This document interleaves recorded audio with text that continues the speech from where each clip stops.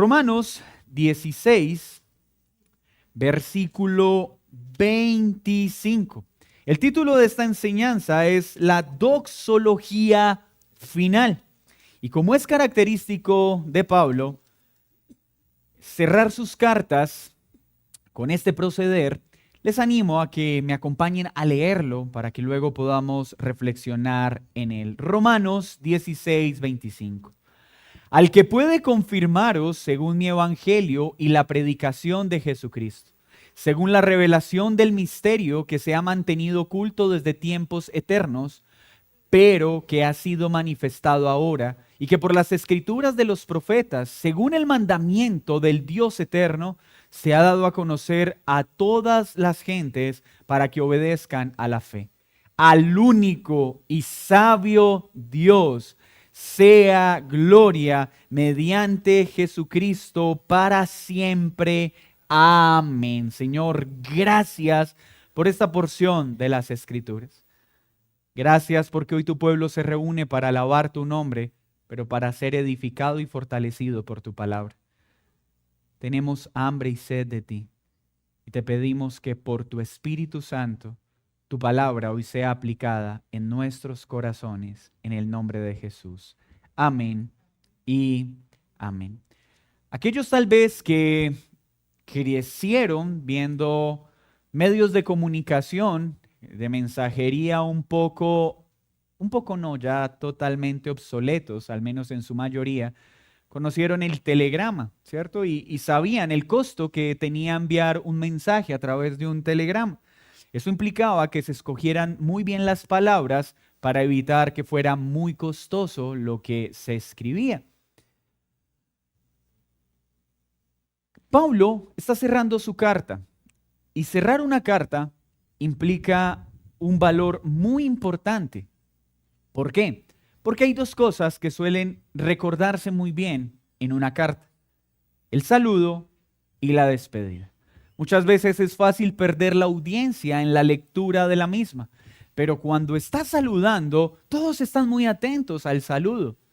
Y cuando se están despidiendo, la alegría de algunos aumenta al saber que ya se está terminando la lectura, o otros tienen gran expectativa al saber cuál será el cierre de sus palabras.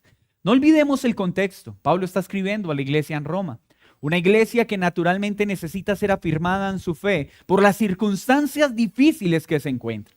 En medio de una civilización pagana que adoraba diversos dioses, la iglesia naturalmente iba a ser perseguida por adorar a Cristo y no al César, por adorar a Cristo y no a los dioses paganos de este momento en particular. La despedida entonces necesita tener un gran valor, pues debe darle un gran consuelo a su audiencia, ánimo y fe respecto a todo el contenido que se han dado en estos 16 capítulos. 59 domingos estudiando esta carta. Y hoy Pablo nos lleva entonces a su doxología. ¿Qué es una doxología? Doxo, alabanza, logía, palabras, alabanzas a través de la palabra. Está elevando una alabanza a Dios, al Dios vivo y verdadero, pero lo hace con unas palabras que fueron escogidas como si fuera un telegrama, como si no pudiese desperdiciar un solo espacio y no puede equivocarse en ninguna de las palabras que escoge para despedirse de la iglesia. Vamos a ver entonces esta despedida en 3 puntos específicos.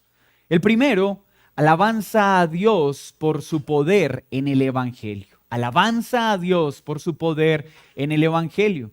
Segundo punto, alabanza a Dios por su decreto. Y tercero, alabanza a Dios por su sabiduría en Cristo. Alabanza a Dios por su sabiduría en Cristo. Inicia entonces el versículo 25 y por favor léalo conmigo. Y al que puede confirmaros según mi evangelio y la predicación de Jesucristo.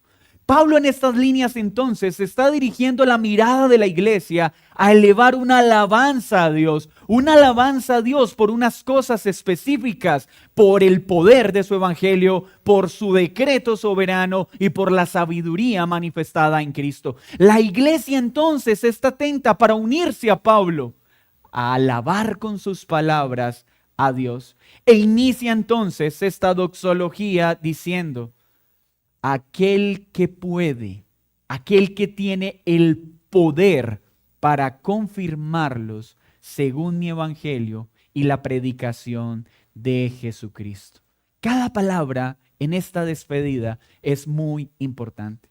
Este término que aparece allí, puede, en el griego, se refiere a aquel que tiene el poder, aquel que tiene el dominio, aquel que tiene el señorío sobre todas las cosas. Escuchen, iglesia, vamos a alabar a aquel que gobierna sobre todo y sobre todos, pero aquel con cuyo poder tiene una facultad particular. ¿Cuál?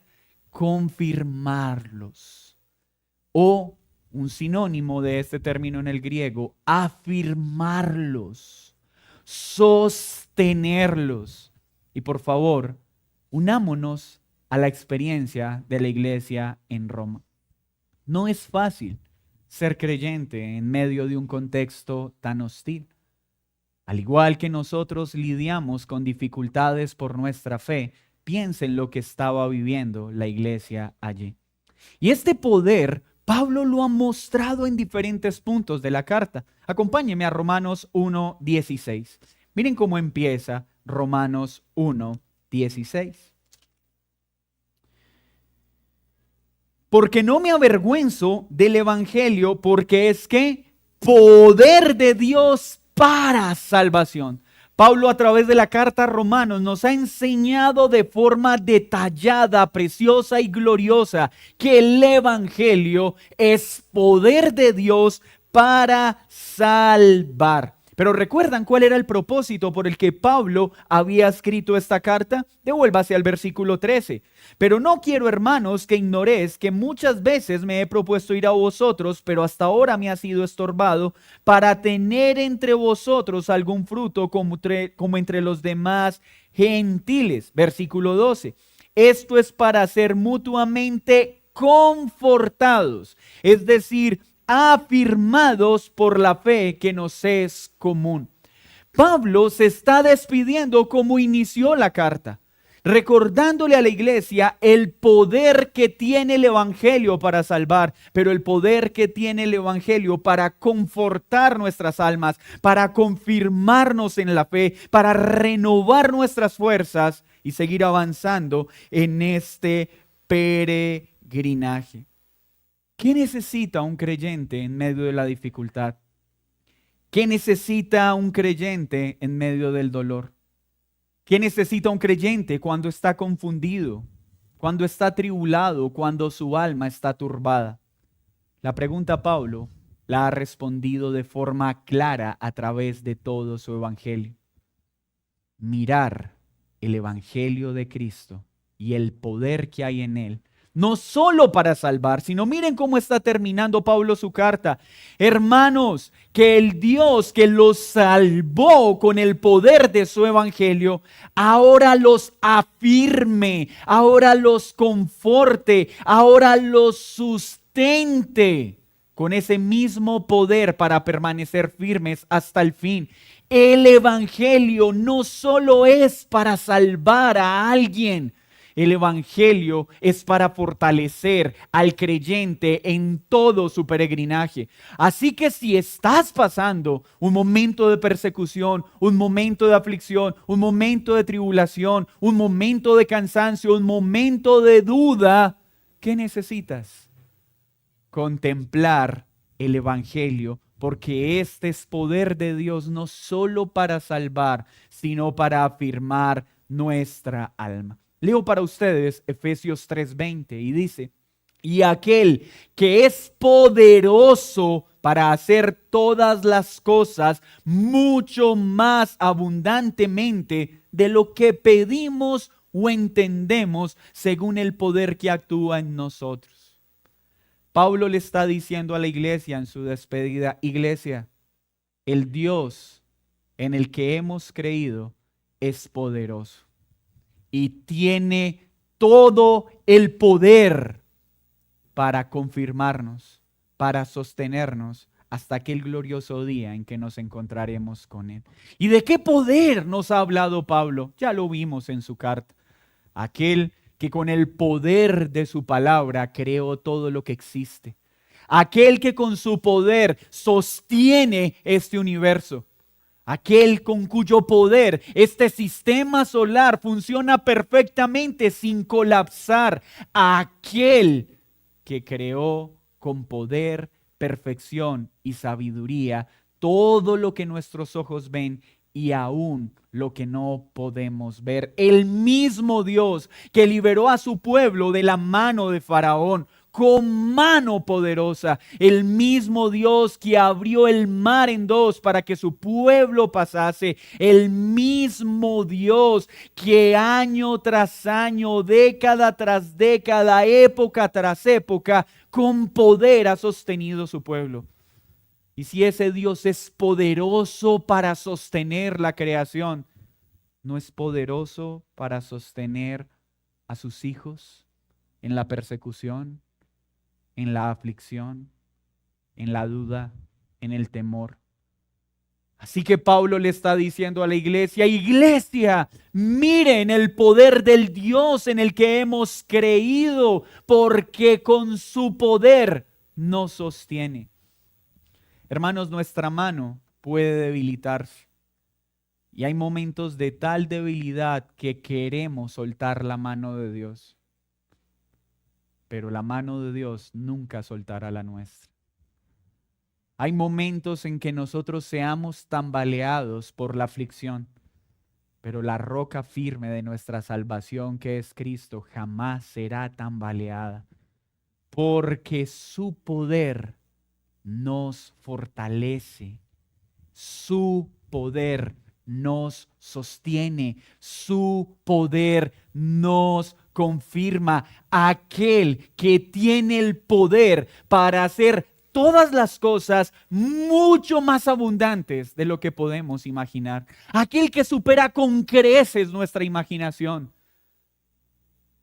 Aquel que sale siempre con algo perfecto, aún en medio de la oscuridad y en medio del dolor.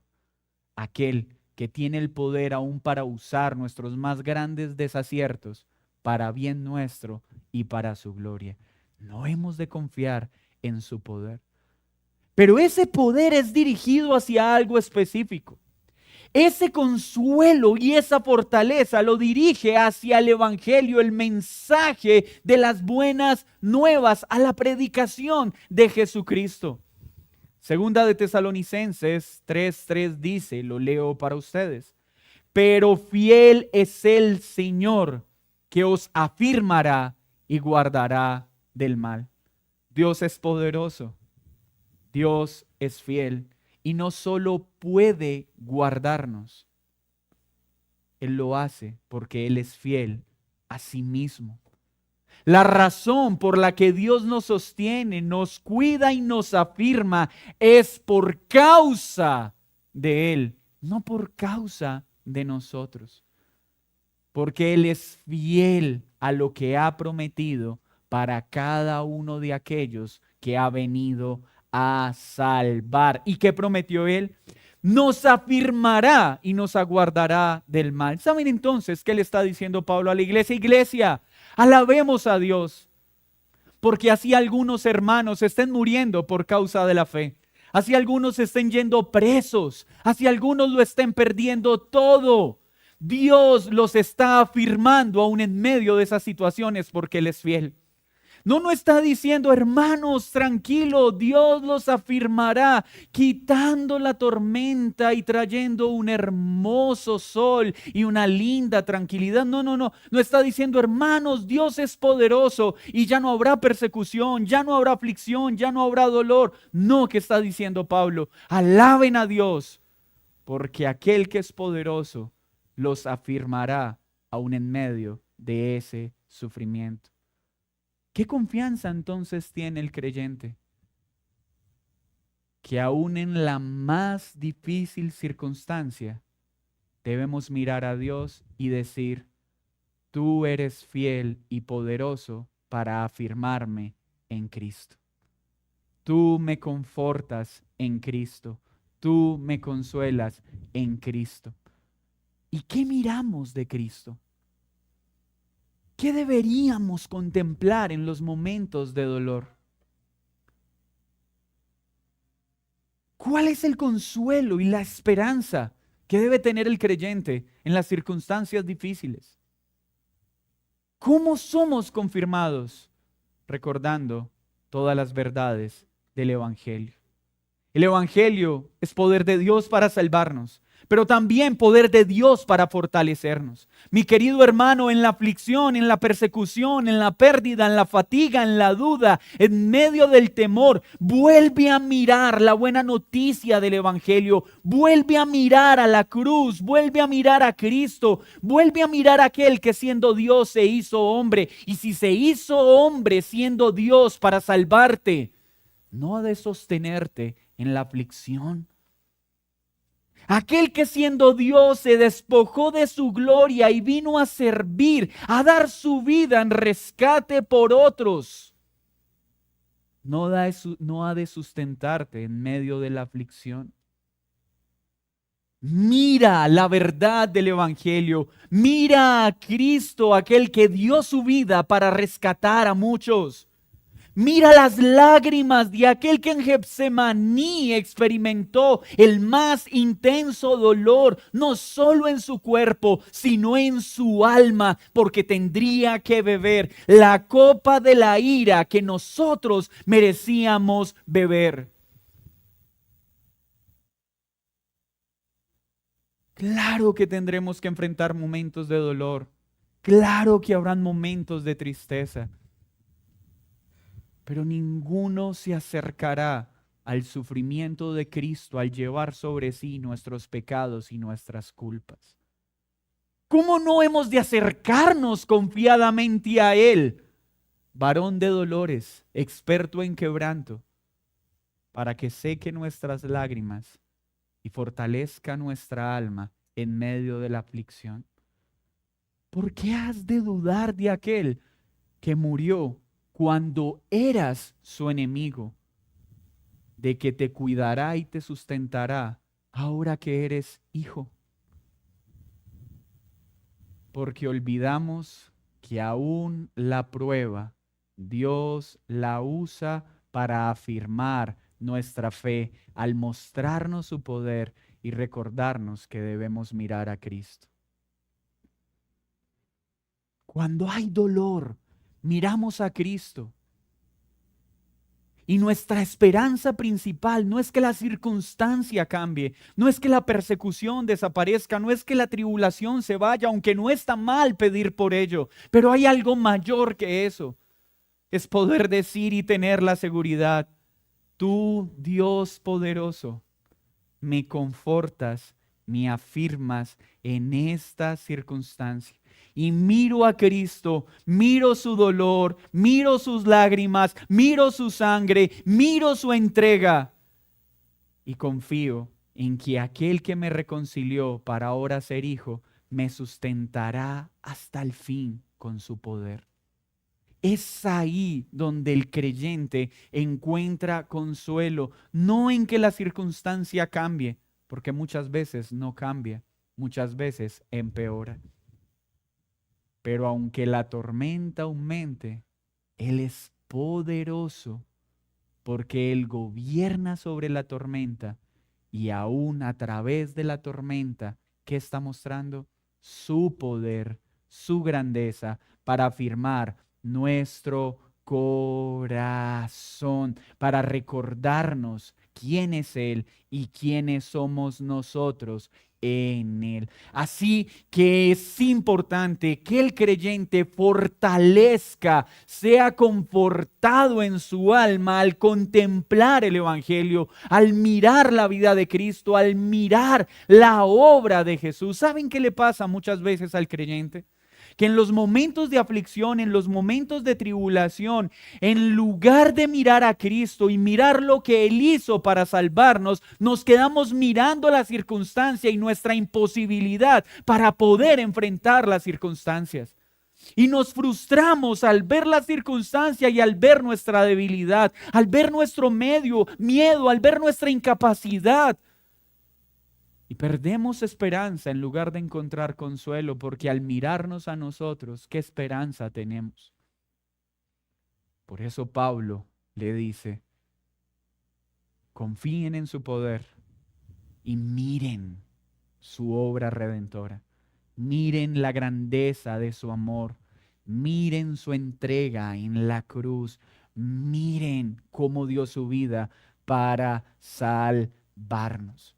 Así que en los momentos de dificultad y en todo momento que necesitamos ser fortalecidos, debemos recordar la determinación de Cristo para salvarnos.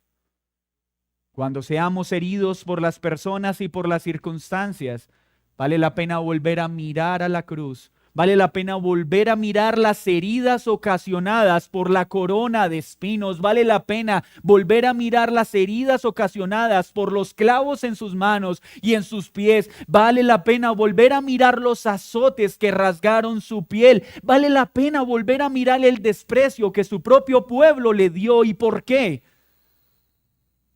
Por amor, para salvar a un pueblo que merecía ser condenado. Es que fui herido, es que fui despreciado. Mira a Cristo, porque Él fue herido, Él fue despreciado. Mira a Cristo y recuerda que lo hizo para salvarte. Y encontrarás consuelo, encontrarás nuevas fuerzas. Mira al justo recibiendo toda la ira de Dios para pagar la deuda que tú y yo no podíamos pagar. Recuerda su vida, recuerda su muerte, recuerda su resurrección, recuerda su ascensión, recuerda que está a la diestra de Dios Padre intercediendo por su pueblo todos los días. ¿Y acaso su intercesión no será escuchada? ¿Acaso habrá un solo momento en que la oración de Cristo por su pueblo no sea atendida por el Padre? De ninguna manera. Entonces, ¿por qué temer o por qué dudar? Cuando miramos a la cruz, cuando miramos la victoria de Cristo, nuestra alma es consolada. Pero cuando nos miramos a nosotros, las pocas esperanzas que puedan haber se disipan por completo. Cuando miramos el tamaño de las circunstancias y nuestra imposibilidad para cambiarlas, solo encontraremos una mayor zozobra. Cuando dejamos de mirar a Dios y nuestra esperanza empieza a estar en el médico, en el tratamiento, en las personas o en las cosas, rápidamente nuestras esperanzas se esfumarán porque los hombres nos quedarán mal, las circunstancias saldrán diferentes a como queremos. Pero cuando miramos a Cristo, Él es el mismo ayer, hoy y por los siglos de los siglos. Aquel que fue tentado en todo nos recuerda que no habrá ninguna tentación que nosotros no podamos recibir la salida al estar en Él y que podamos vencer en Él. Por eso miramos a la cruz, porque donde nosotros somos débiles, Él es fuerte, y donde nosotros perdimos, Él venció.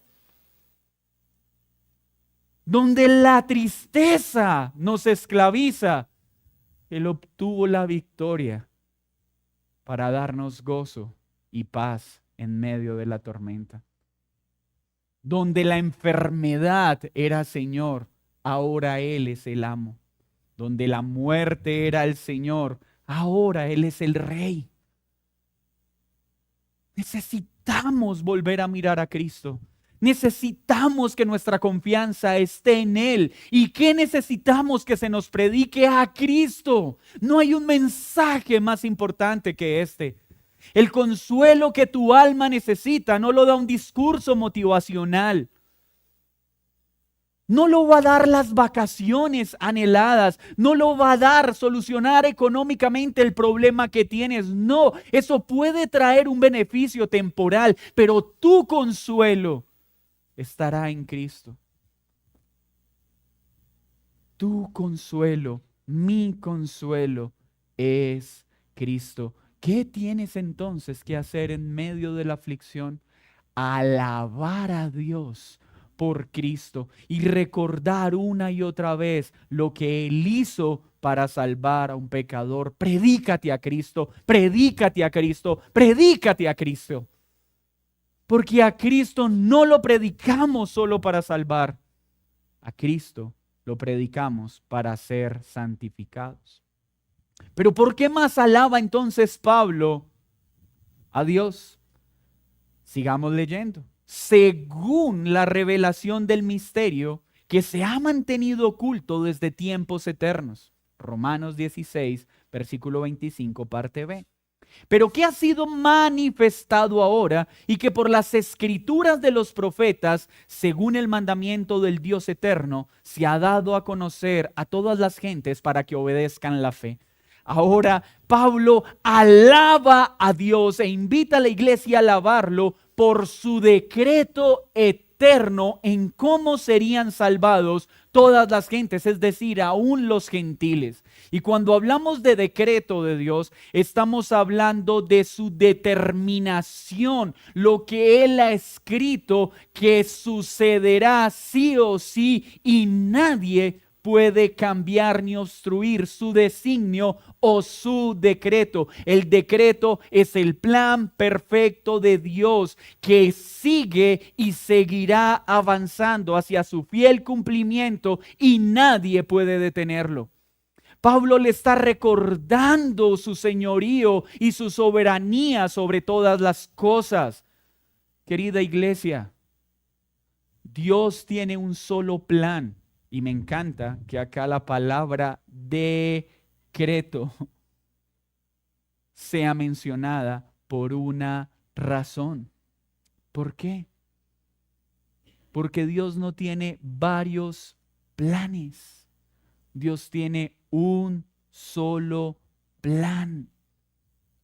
Él ha mandado a que todas las cosas sucedan.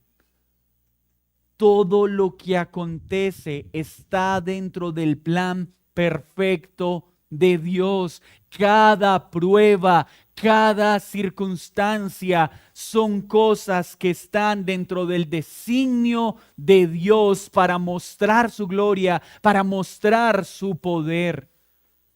Aquel que es poderoso para sostenernos, al mirar a Cristo, gobierna sobre todas las cosas y nada es un accidente.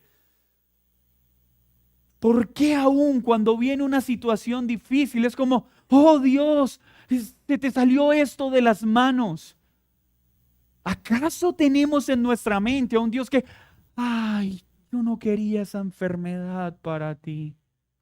Oh, mi plan era otro y no esperaba que tuvieras que lidiar con ese problema. ¿Cuánto lo siento?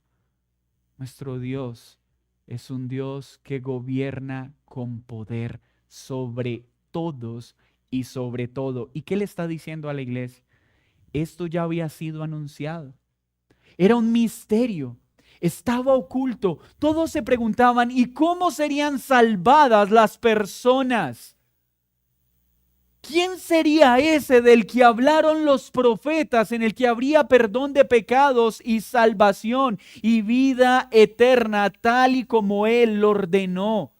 Porque Dios ordenó salvación y vida eterna para un pueblo. ¿Y qué está diciendo? No lo ha dado a conocer a nosotros. Nosotros tenemos una gran bendición. Nuestros hermanos de antaño se preguntaban acerca de cómo sería esa salvación tan grande, cómo pecadores serían perdonados de su maldad, cómo Dios redimiría a un pueblo. Hoy nosotros ya no hacemos esa pregunta.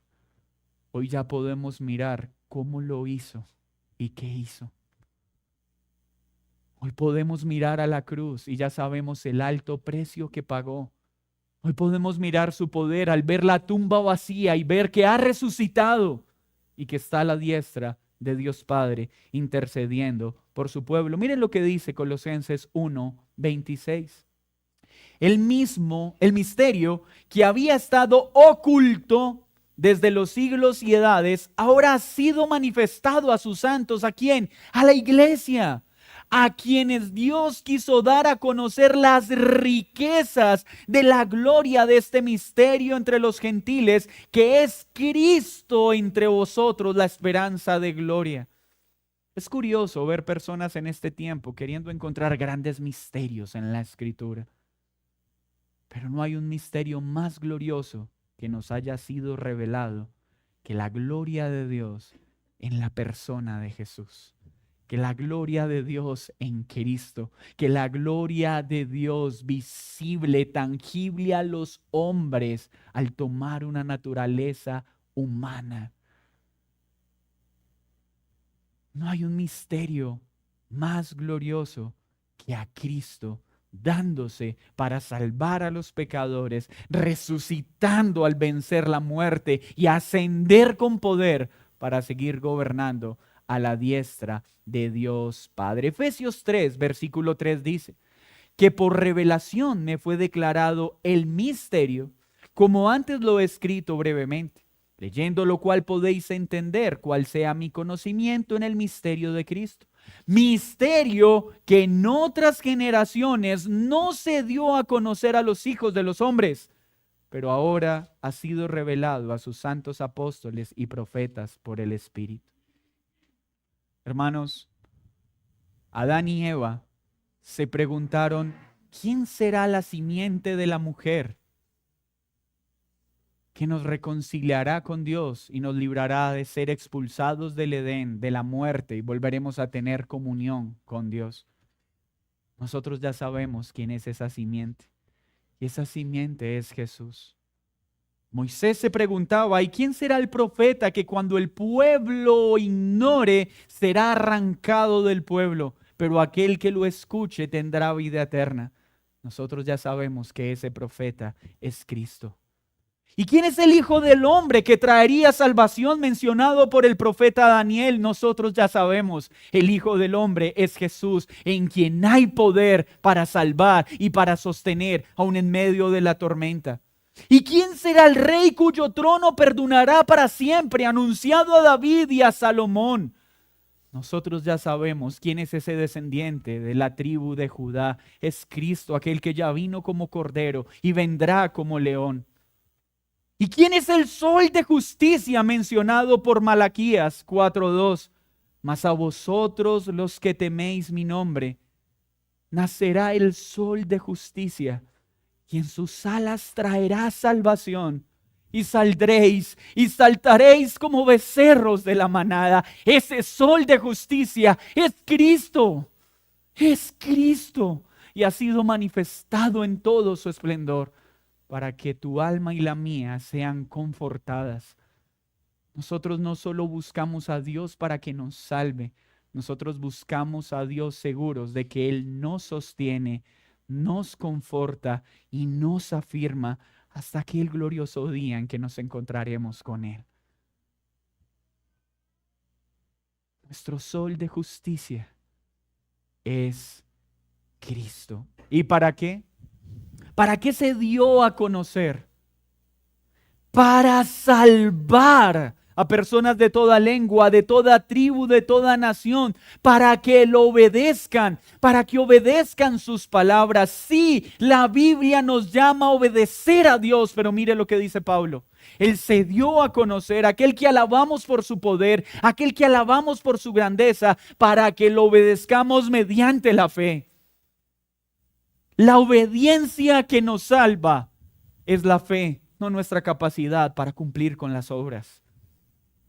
A que creamos que Él es el sol de justicia, que es la simiente prometida a Adán, que es el trono que perdurará para siempre, que es el profeta anunciado por Moisés, que creamos esto, que solo Él salva, que solo Él perdona, que solo Él da vida eterna. porque es por fe y solo por fe que pecadores como nosotros somos reconciliados con Dios Padre y somos transformados para obedecer como Él es digno. Escúchame bien entonces, amigo. Todo intento de obediencia sin fe es infructuoso. La demanda que hoy Dios te hace es: cree en Jesús como tu único Salvador, como el único que puede lavar tus pecados. Cree en Él, obedece esta oferta y serás hecho hijo de una vez y para siempre. Y termina alabando a Dios por su sabiduría mediante Jesucristo. Dice el versículo 27, al único y sabio Dios, sea gloria mediante Jesucristo para siempre, sea alabanza, sea el honor, sea la gloria a Dios en Cristo. Y vaya, qué palabras tan importantes para cerrar esta doxología. Al único. Solo hay un Dios verdadero. Solo hay uno que tiene el poder para perdonar y salvar. No hay varios dioses con diferentes nombres. No se engañen con esa frase moderna. Es que es el mismo Dios, solo que unos lo llaman Alá, solo que otros lo llaman Jehová. No, eso es falso. Solo hay un Dios verdadero y es el Dios de la Escritura, Padre, Hijo y Espíritu Santo, y que salva solo en una persona de la Trinidad, en Cristo Jesús. Y esa salvación solo puede ser aplicada por el Espíritu Santo y solo puede ser aplicada en aquellos que el Padre escoge. Los demás son ídolos muertos. Son dioses falsos que no pueden oír, no pueden ver, no pueden salvar, pero no pueden traer consuelo en la aflicción. No pueden sostenerte en la prueba. Así que si tu esperanza no está en Dios y tu esperanza está en los dioses que tú mismo has fabricado, nunca encontrarás consuelo en este mundo, pero tampoco salvación. Porque solo hay uno que es el Dios verdadero. Solo hay uno cuyo nombre es con mayúscula. Y se dio a conocer a través de Jesucristo. Nadie más perdona. Nadie más salva. Porque ningún otro resucitó de la muerte al tercer día y ningún otro está sentado a la diestra de Dios Padre. Pero le está hablando a una iglesia que está en medio del politeísmo. Pablo le está diciendo a la iglesia: no teman. Los arrojarán a la cárcel, los matarán por negar los dioses paganos que los rodean, pero no se asusten porque solo hay uno que es el Dios verdadero. Confíen en Él. Pero ¿saben qué dice? No solo es el único, sino que es sabio. Sabio. Es decir, que la mejor forma para hacer las cosas, Él la ha escogido. Escúchame bien. Dios es sabio y Él sabe que es lo mejor para cumplir sus planes, para cumplir su decreto. No hay la más mínima posibilidad de error en Dios.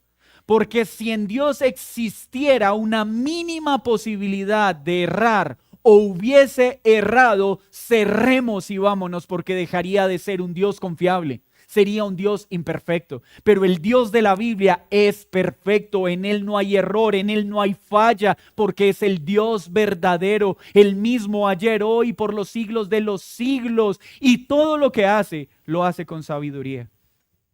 Pero su sabiduría a veces es sumamente incomprensible para nosotros.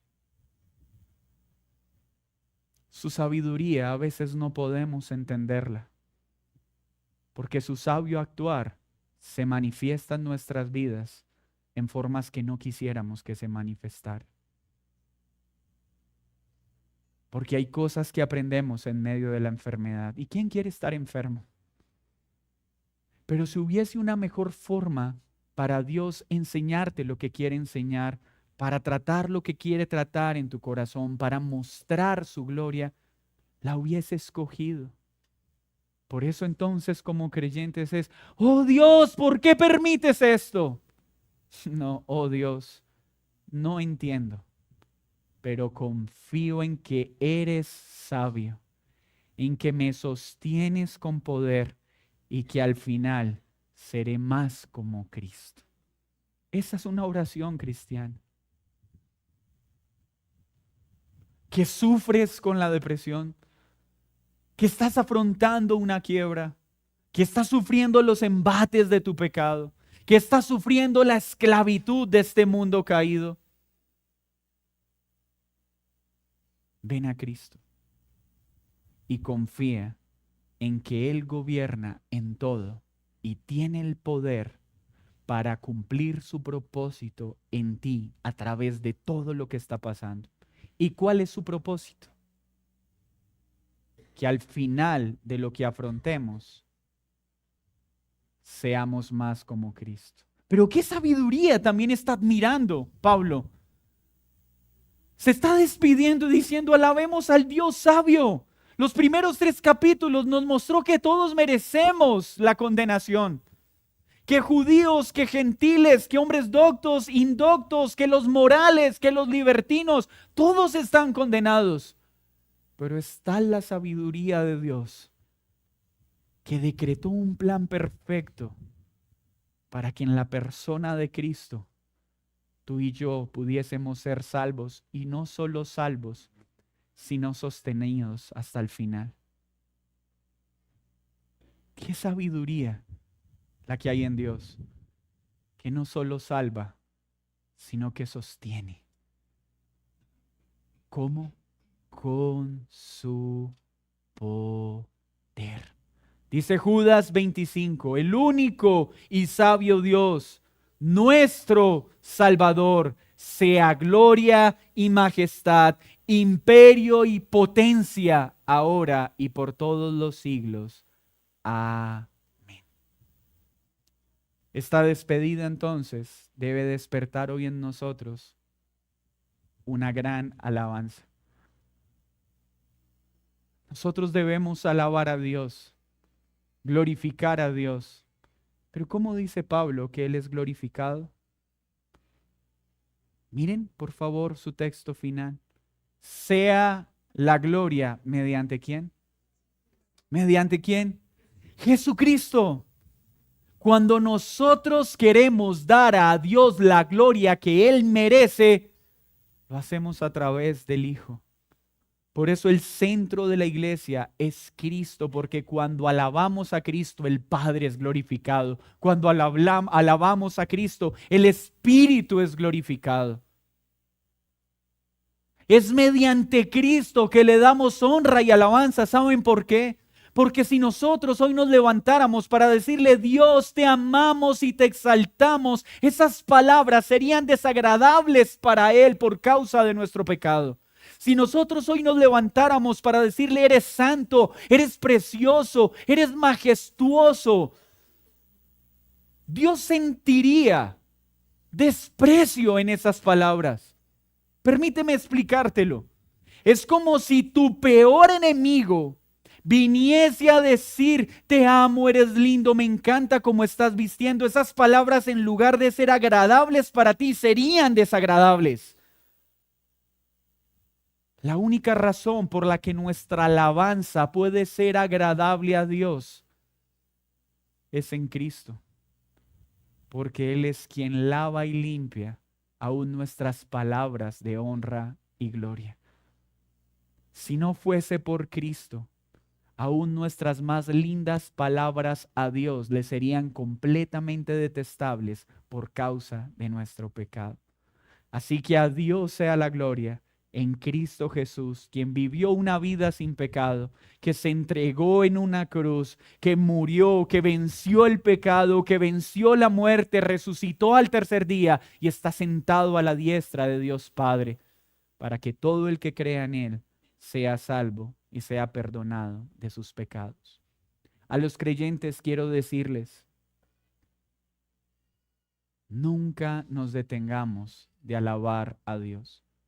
¿Saben qué es lo primero que quiere acallar la prueba? ¿Saben qué es lo primero que intenta extinguirse en nosotros en medio de la dificultad? Pero esa es una gran pelea que tenemos que librar. Sin importar cuán fuerte sea la tristeza, la duda, el enojo y la frustración, no te detengas. Alaba a Dios. Alaba a Cristo. Pero mira la cruz. No es solo decir, oh Señor, ayúdame en la tormenta, ayúdame en la tormenta, ayúdame en la tormenta y la tormenta se va a disipar. No, no, no. Es ayúdame a la tormenta, sácame de esta prueba. Pero mientras eso pasa, contempla a Cristo, contempla sus heridas, contempla su amor, contempla su poder, contempla su victoria. Y aquel que fue poderoso para salvarte siendo su enemigo, es poderoso para sostenerte hasta el final, a pesar de tu pecado y a pesar del mío. Porque una vez somos hechos hijos, nada en nosotros debilitará su brazo, ni disminuirá su amor, y nos llevará firmes hasta el final. Y nuestras almas serán confortadas y serán afirmadas. Alabemos a Dios. Al que no ha creído, déjame decirte, ¿por qué seguir caminando sin acceder a ese poder, a ese consuelo? ¿Por qué seguir caminando llevado de tus propias filosofías, de tus propios deseos, de tus propias pasiones? Son falsos dioses y pagan muy mal. Pagan muy mal. Porque cualquier Dios que tú hayas fabricado, tu intelecto, la fama, el poder, la gloria, una persona, cualquier Dios en el que tú estés encontrando tu bienestar, ¿sabes qué pasará? Te decepcionará. Porque no tiene poder para salvarte. No tiene poder para sostenerte. Va a haber un día en que tu inteligencia no va a darte los réditos que mereces. Va a haber un día en que tu dinero no va a sostenerte en medio de la aflicción. Va a haber un día en que esa salud que también cuidas a través de tan diligente cuidado deje de funcionar. Y hasta ahí llegará tu fuerza, hasta ahí llegará tu confianza. Pero hay un Dios que no cambia, que es el mismo ayer, hoy y por los siglos de los siglos, el único Dios verdadero. Apártate de todos tus falsos ídolos. Apártate de todo aquello en lo que estás colocando tu confianza, porque el único que es digno de tu confianza es Cristo, porque solo Él puede salvarte y solo puede perdonarte. Niños, jóvenes, por favor, escuchen esto. ¿Qué necesitan ustedes escuchar de Cristo? ¿Qué necesitan ustedes? Mirar a Jesús. Mirar a Jesús. No quiten la mirada de Él. Es ahí donde está la salvación y es ahí donde está el consuelo. Oremos. Señor, muchas gracias por este momento. Muchas gracias por tu palabra. Te alabamos, Dios, por la verdad del Evangelio que nos fortalece. Te alabamos, Dios, por darnos a Cristo para ser consolados y confirmados mediante la predicación de Él como Señor y Salvador. Te alabamos, Dios, por tu decreto soberano, por tu determinación, por tu plan perfecto, plan que nadie ni nada puede cambiar. Pero te alabamos, Dios, porque eres el único Dios verdadero y tu sabiduría manifestada en Cristo es majestuosa y perfecta. Qué perfecto plan estableciste para salvar a un pueblo. Cómo cada circunstancia ha engranado perfectamente en tu plan. Por eso confiamos en todo lo que haces. Porque en ti no hay improvisación, no hay casualidad, sino soberanía y poder en todas las cosas. A ti sea la gloria por los siglos de los siglos. Amén y amén. Vamos a tomar entonces la cena del Señor y les invito a todos a que reflexionen en esta doxología.